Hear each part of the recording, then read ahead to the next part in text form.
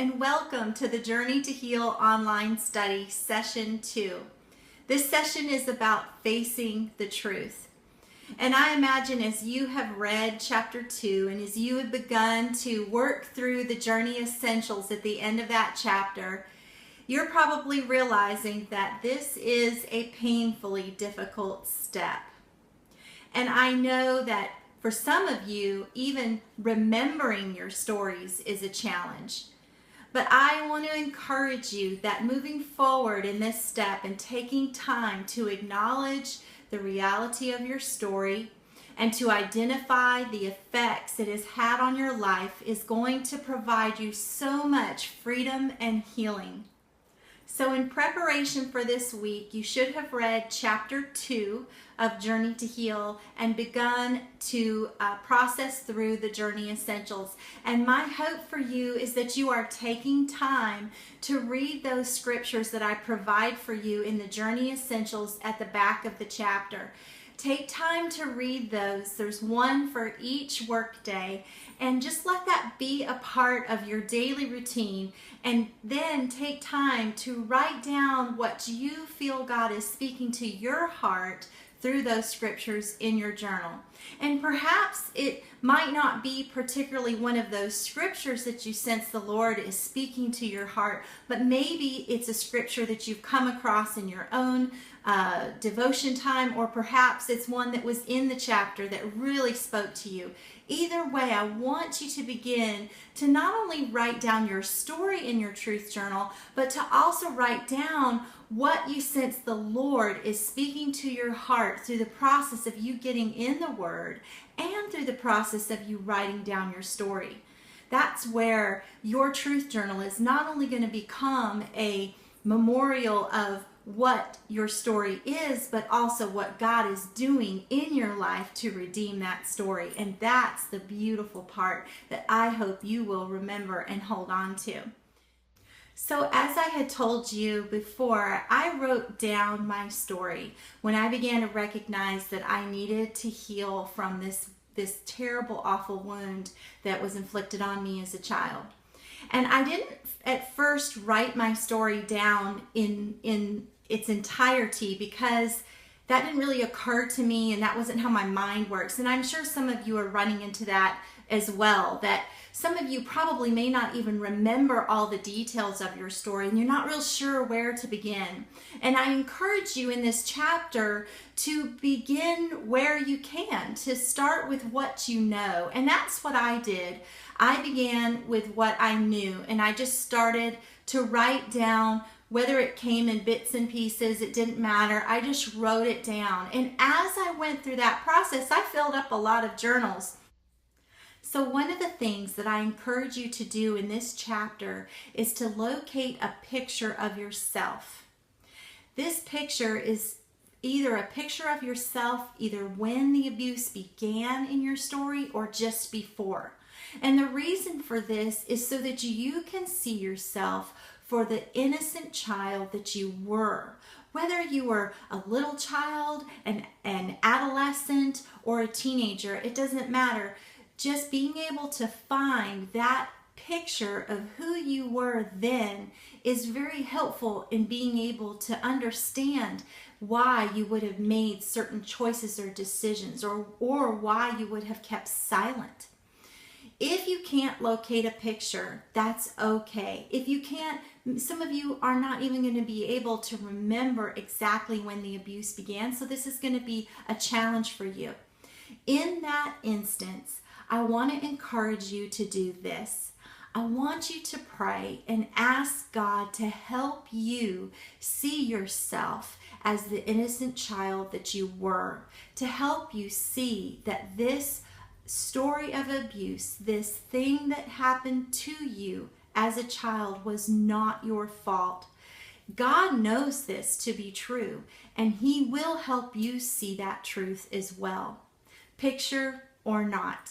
Now for me, I have several pictures, fortunately, and it was in coming across these photos that my mother had sent to me in one of my childhood photo albums that the memories of the abuse began to flood forward in my life. and that I began to see myself as this innocent child and not as this person who I thought in my mind was someone who must have been okay with it because I didn't tell and I clearly let it go on for too long. That's the lie that I believed for years, when in fact I was scared to death and I was afraid of telling my mother for being blamed, and I was just a kid. I wasn't an adult who had the ability to control her environment. And the same is true for you. You were an innocent child, and that is going to take some time to adjust to believe, and to accept. And the way that you can help yourself do that is to locate a picture if you can, or to ask God to help you see yourself the way that you truly were. So this week in our group discussion, I'm going to ask 2 questions. And the first is, how has writing down your story been helpful to you? And the second is, can you identify, or have you identified, some of the effects of the abuse on you as an adult?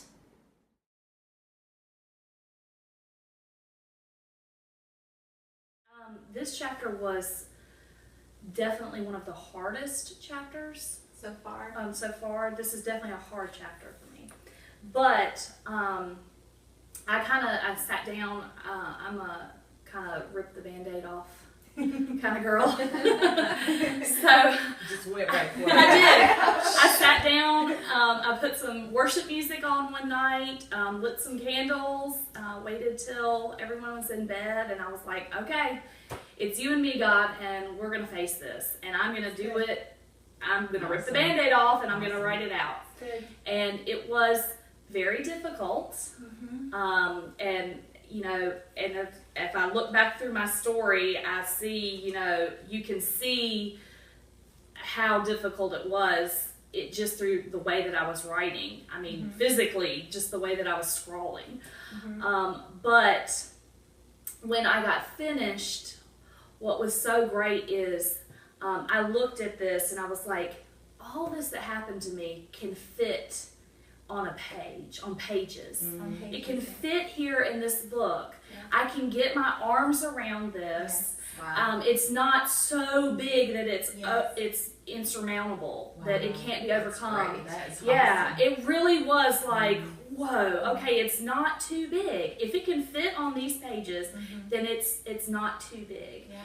And there was an incredible amount of freedom in that. So, I mean, you know, like I said, it was very difficult to do it, but worth it, because just the release from just writing it out. Yeah.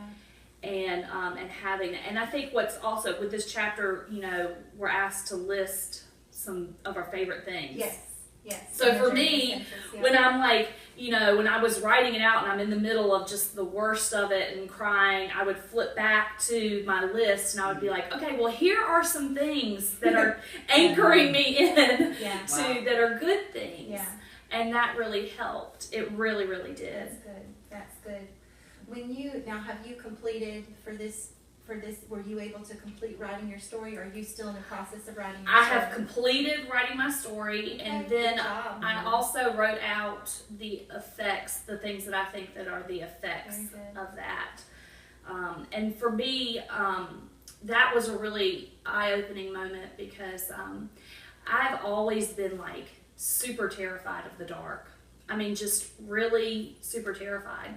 And I never put it together until I wrote out my story and started writing out the possible side effects of that. You know, most of my abuse happened in the dark, in the darkness. And I feel just kind of like, wow, all these years I've lived with this fear of the dark, and I've never put those two things together until I put it on paper. And when I put it on paper, it was just like, well, that's why. I mean, that makes perfect sense. Yeah. And, you know, to be able to see all of these effects that resulted from this, you know, these actions so long ago, it helped me to see that this is a serious thing, and it was a serious thing, and that once God, begins to really start healing, that He's going to heal these things also. And He is. And I think that's important. Like, for a long time, I thought I was crazy. Yeah. I thought I really did, until I began to write down my story through my journaling and stuff, and was, really more or less praying, and God, this happened, and this happened, and this hurt, and this hurt, and just kind of wasn't even intentionally documenting it per se. It was more just trying to get it out of my head, because like you said, it feels insurmountable when it's in your head. Yes. But when you get it down on paper, you can get your arms I around love what it. she said about Yeah, that. so some of the effects. Well, certainly anger, bitterness, eating, expecting. I expect a lot from myself, and then in turn I expect a lot from other people, Yes. and so I constantly feel let down. Yes. Yeah. That's a good one. Yes. Good one. I think I love what you said, because I think out of what happened to me, I was given a strength to get through a lot of things. I was given a really disturbing sense of humor. No, it's not disturbing. It's great. I mean, I have a good sense of humor.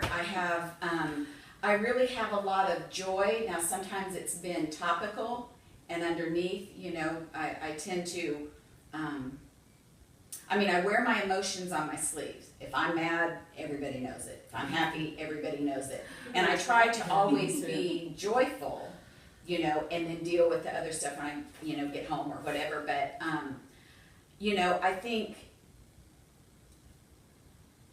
being able to see, if you focus on the negative, and there's plenty of it. Right. But I really love what you said, is seeing those areas that God has given me strength to get through what we endured. Yeah.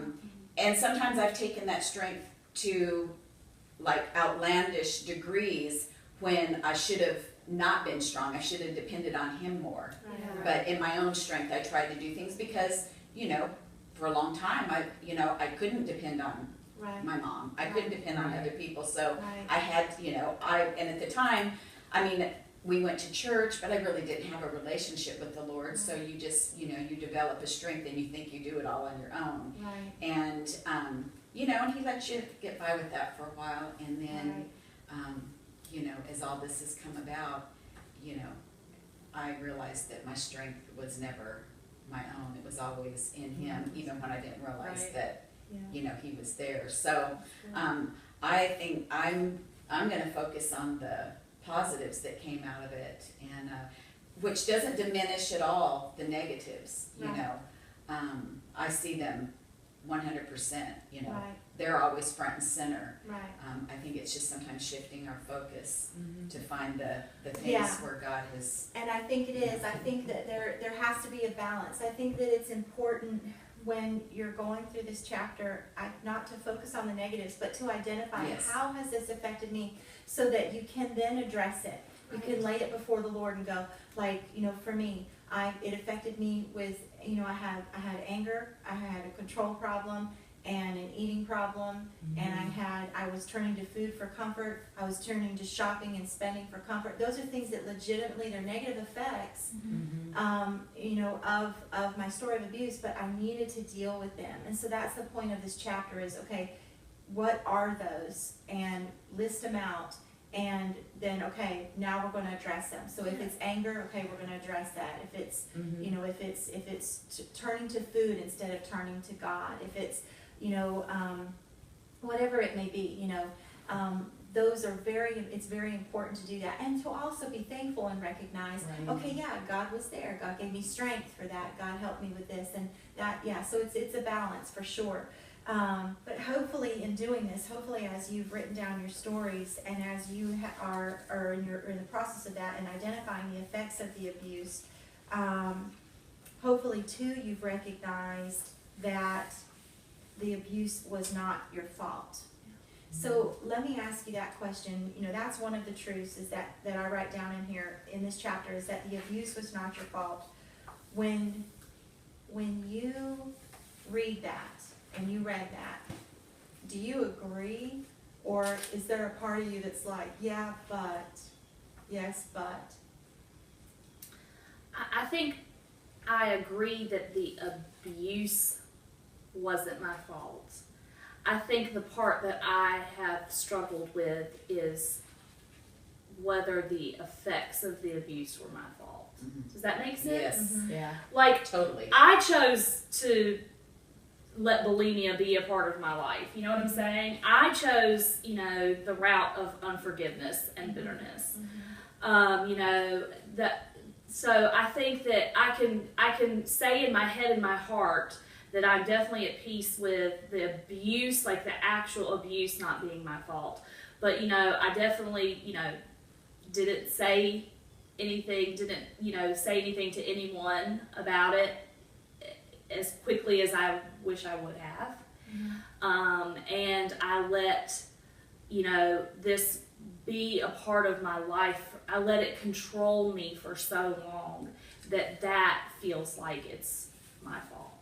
Does that make sense? No, that makes sense. That makes sense. And I want to go back and talk about the piece about what you just said, that you didn't tell anyone. Right. Okay, so let's talk about that for a moment.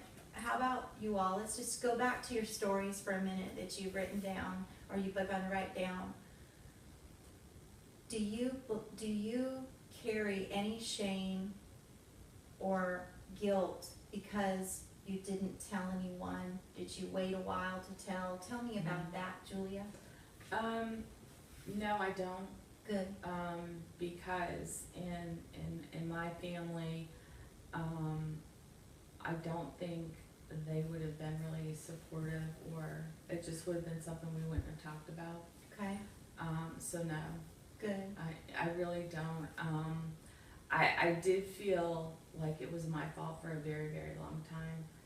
The actual abuse. Yeah. Okay. Abuse. Tell me Yeah. why. Help me understand why. I think that stems back, as I've been reading and journaling, I think it stems back to being adopted and not feeling connected, and just really not feeling loved. So it was something that I just deserved, that part of me. So I did believe that, it was my fault for a very long time. Because you felt it was something you deserved. Is that Right. okay? That it's something that I deserve because, it just didn't belong, and I was just Understand. kind of, I'm sorry. brought in here and, just misplaced. So I believed that for a very, very long time. I don't anymore. That's good. Don't anymore. That's good. But I did believe that for a very long time in a lot of aspects of my life. Okay. I even remember an incident in high school because we had moved several times. And my parents told me about this.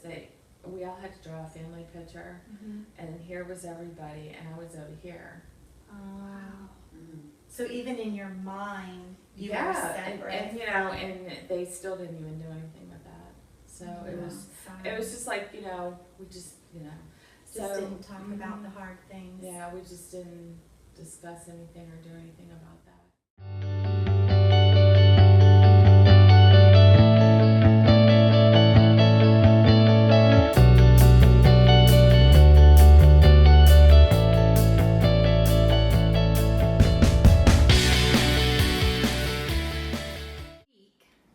For the next session, you're going to read chapter 3 and chapter 4, and we're going to be talking about sharing your story. That is the third step in our journey together, and it's an essential step, an important step, and it's also going to be a healing step for you. I want to just talk about that for a minute because I imagine that there's probably some of you that have already shared your stories, or perhaps you shared parts of your story but you've never shared the whole thing. This is also why it's so important to take that second step, to take that time to write down your story, because in doing that, you're going to prepare your story to share. In our coming week together, we are going to spend some time talking about shame. And I think that when you read particularly chapter 4, which is "There is no more disgrace for you," I think you're going to begin to recognize your innocence. That is certainly my prayer for you, because I believe that it's in doing that it's in beginning to recognize our innocence in our stories of abuse and putting the blame where it truly belongs, that God is able to begin to lift the weight of shame off of our shoulders and put it to whom it truly belongs. That God is able to lift the weight of shame and remove that burden from our shoulders. I am praying for you this week, and I'm excited to be able to come alongside you in this journey of healing. And as always, know that you can reach out to me at any time in between our sessions if you have any questions or just things you need to talk through. But until next time, just know that I am praying for you and thankful to be with you on this journey to heal.